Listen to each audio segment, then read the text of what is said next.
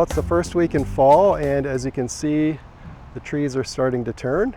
It's that moment in time when the tops of the trees are red and they progress down through green. So I'm going to do a little test here with black and white film, hopefully showing the effects of different colored filters on the black and white film. Okay, let's stop right there. This is future me breaking in on past me. So what I did not realize at the time that I was originally recording this was that this would be a complete failure in terms of what I was hoping to demonstrate with different color filters in black and white film. So bear with me as I walk through the various filters here and act as though it's going to work. In reality, it's not, and I will talk about what went wrong and what surprising results came out of this as I close out the video. So with that, I'll return to past me, and this person that you'll hear talking does not realize things are going to go wrong. Now, about 10 minutes ago, that tree there was in full sunshine and was bright red. I think I've waited a little bit too long, but we'll see what the effects of the different colored filters do on the scene. You can see I've got red trees and yellow trees and green trees and green foliage. So I'm going to step through using all of the filters. I'm going to start with blue and then go green, yellow, orange, and red. And we'll see how that affects the scene. Unfortunately, the red is not as bright as it was, but we'll give it a shot anyway. So I'll start with one picture with no filter at all.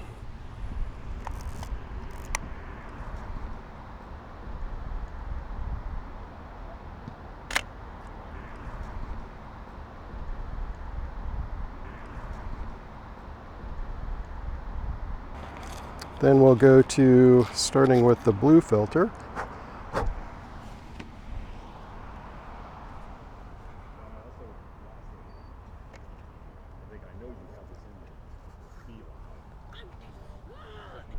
Okay, so the blue filter's in, and let's think about what this is going to do. So the sky is blue. As you know, any colored filter in black and white is going to tend to lighten the same color in the scene. So in this case, I would expect it to lighten the blue, and it's going to darken the opposite color, so in this case, red. So I would expect that red tree, the top of the tree, to be dark, the sky to be even lighter, and the other colors to be approximately gray. We'll see.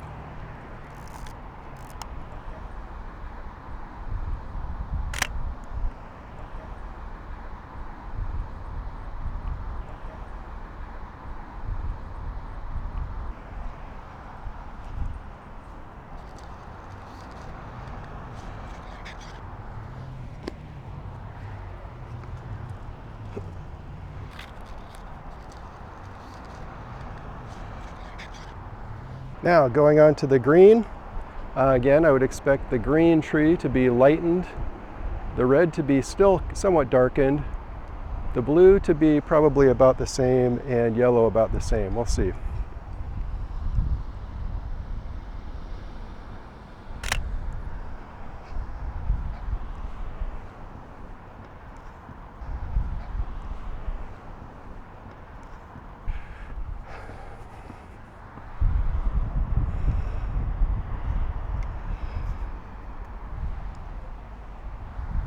Moving on to the yellow filter, I'll let you guess as to what the effects might be with the yellow.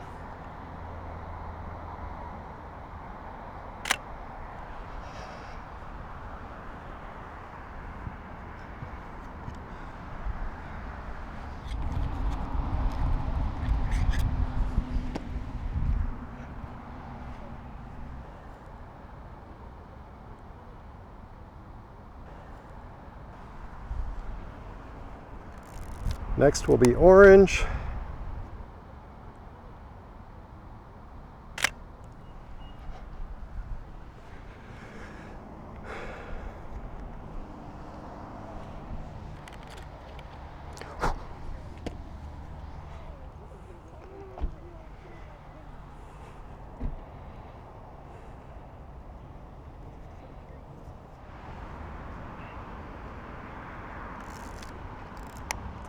Last will be red. Unfortunately, in the 20 minutes I've been here, that red tree has gone from full sun to full shade. So unfortunately, the effect is not going to be as strong as I would have hoped. There is one tree in the background that's still in full sun that I can just see through the branches of this tree in the foreground, and it does show up in the scene. So I'll point that one out. I'll also do a couple other tests in a couple other locations with better sun. So hopefully I can show you what all of these filters look like. So here goes red.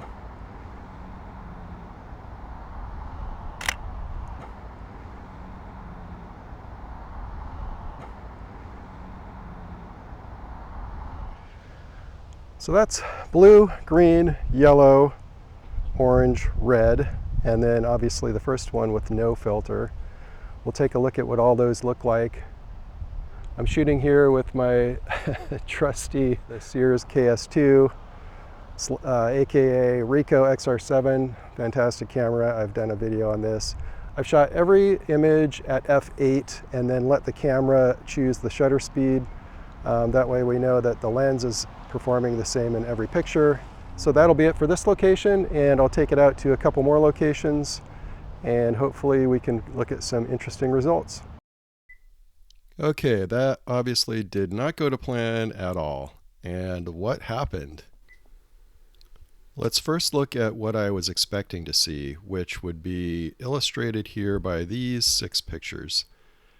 This is a color screen grab from one of the videos, and then I've applied the colored filters digitally in digital files just to give an idea of what I was expecting to see for each of these color filters. So you can see the blue filter behaves the way we would expect it to, with the sky going completely light, the green and red areas in the scene going much darker, and then the brown and grays essentially remaining gray. The green filter is quite a bit different than the blue. We start to see a little bit of color in the sky. The green foliage, including the grass, is pretty much the same color as other gray areas in the scene. Then shifting down to the yellow filter, now we start to see some separation in the grass as the yellow separates from the brown. And you can see the foliage, the trees, especially the yellow tree right in the center, is quite light. And then for the orange filter, similar to the yellow filter, just a little bit more separation in the grass. Again, a little bit more separation in the sky. And the red filter is the most pronounced separation between the color of the grass and the surrounding gray and brown areas, and the best separation in the sky between the clouds and the blue sky. Now, what in the world could be going on here to be causing this? Well, there's any number of things that could be causing it, ranging from the film itself to the filters, or perhaps my camera, the way it's metering with the different filters on. I'm not totally sure at this point. So I'm going to go ahead and show the next location and see what happens there, and then we'll continue to see if we can figure out what's going on.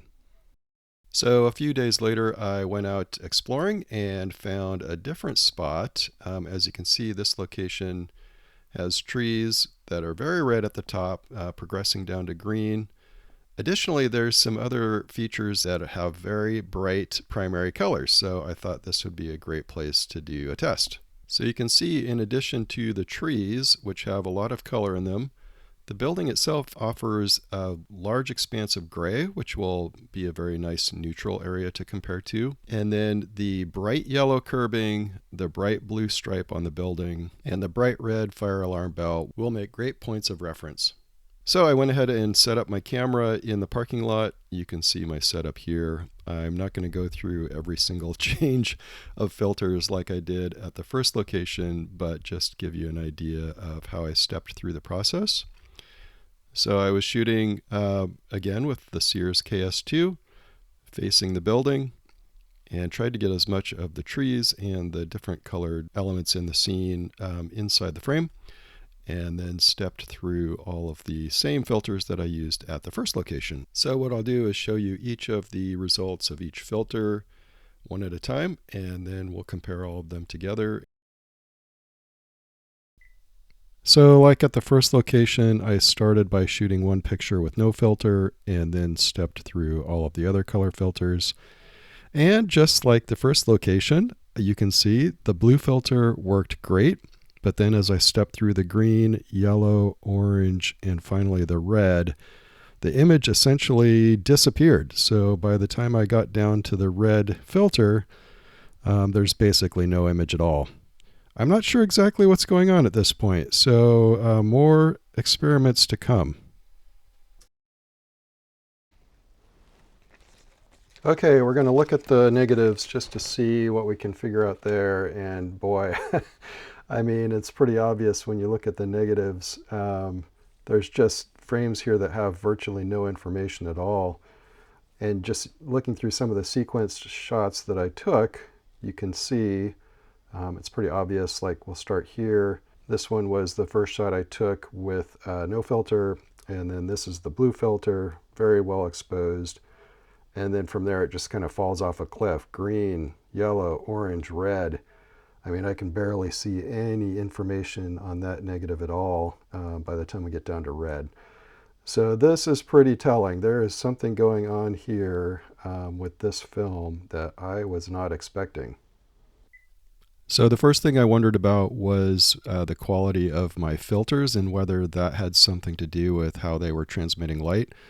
I was using a very inexpensive set of filters for this experiment, and it wouldn't surprise me at all if the filters themselves were passing wavelengths of light that didn't necessarily match the color of the filter. So in trying to get to the bottom of what's going on here, I actually went ahead and built myself a little homemade spectrometer. Definitely not a scientific instrument. Pretty basic, but I'm really curious to see how these different filters are actually allowing light to pass through them and how that's affecting the color and sensitivity of the film. So I've set up a little station here at my computer with the spectrometer here and a light source. I've calibrated the spectrometer, and you can see this light source is not the best. If you know spectrometers, your light source should be providing the same level of light across the spectrum. This one is not. However, I just want to get a sense for how much each filter is cutting out different parts of the light spectrum. So this is good enough for this purpose. Now what's interesting here is this is a regular incandescent bulb. I still have a couple of these laying around. And you can see it's putting out a ton of light in the yellow spectrum, and then up into the infrared spectrum, and in the green spectrum as well. So this really explains why daylight film looks so yellow when you shoot it indoors, at least in the old days with incandescent light. This clearly demonstrates where the major light source is coming from. So let's go ahead and set the reference line. That's basically normalizing that curve that I was just showing. So this should now allow me to see the relative drop-off in light across the spectrum. And we'll just go through these filters. I'm really curious to see what these are going to do. So this is the blue filter, starting with the blue.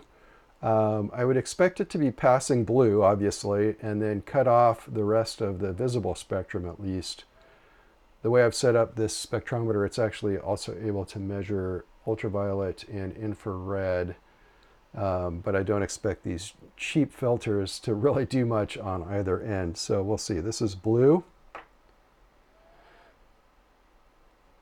Okay, and just for reference, the baseline peak is about 50,000.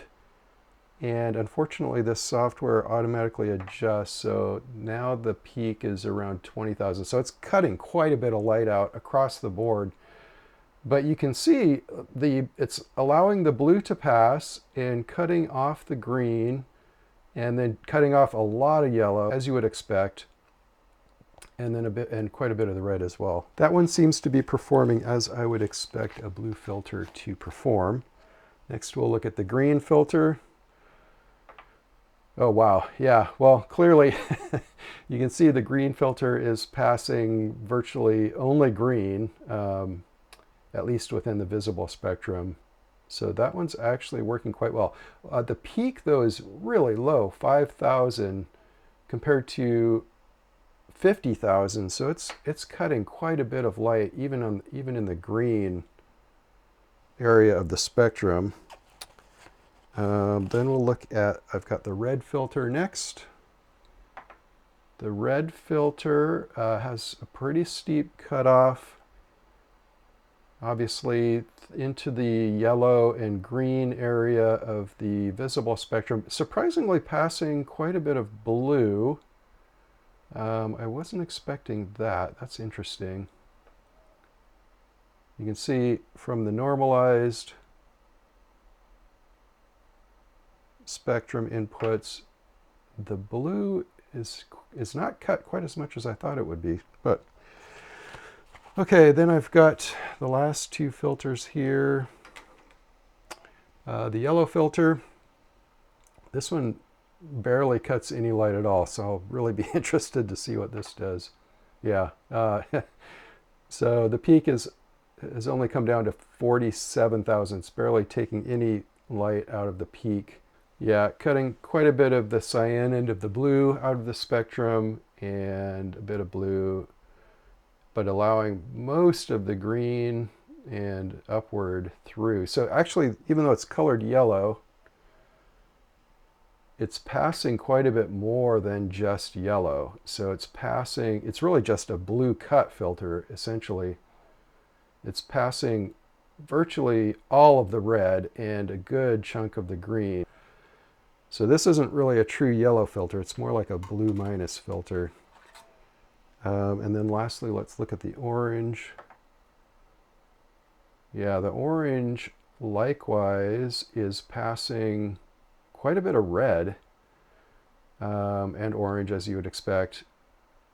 Not really passing much yellow. Really cut out the green, but passing some of the blue. So that's likely balancing with that excess of red. So yeah, not really a true orange filter either, just orange in appearance, but passing more more of the spectrum than just orange. What conclusions can we draw from this? That's tough to say. I think I'm still thinking that the film itself is mostly sensitive to blue, not so much green, and barely any sensitivity to red or yellow, which is a little bit more orthochromatic than I would have expected. But again, this is not a scientific test. This is just an approximation. So take it with a grain of salt. So the film I was using is Ferrania's lovely P30. I really enjoy this film. It's very contrasty, so I thought that would lend itself well toward helping understand different filters. The film is advertised as being panchromatic, but based on these results, I'm a little bit confused. Now, Ferrania does not advertise sensitivity curves for this film, and I could not find any sensitivity curves on Lena Besanova's excellent compendium on different black and white film curves. Lena has compiled a great assemblage of film sensitivity curves that she's collected for a variety of different black and white films.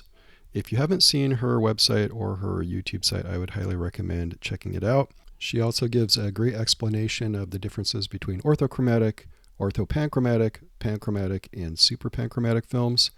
And just looking at what she's listed here, I think it's pretty clear that this film should be qualified as orthochromatic film. So I went back to Ferrania's website, and lo and behold, it turns out they actually have two versions of P30 film. And the original version, which they released in 2016, they state that it has, quote, low red sensitivity. So I suspect that's the type that I was shooting with. They released a version 2, apparently sometime last year, that has a more panchromatic response, but I believe that the film I was shooting was probably the version 1. So I suppose that is mystery solved.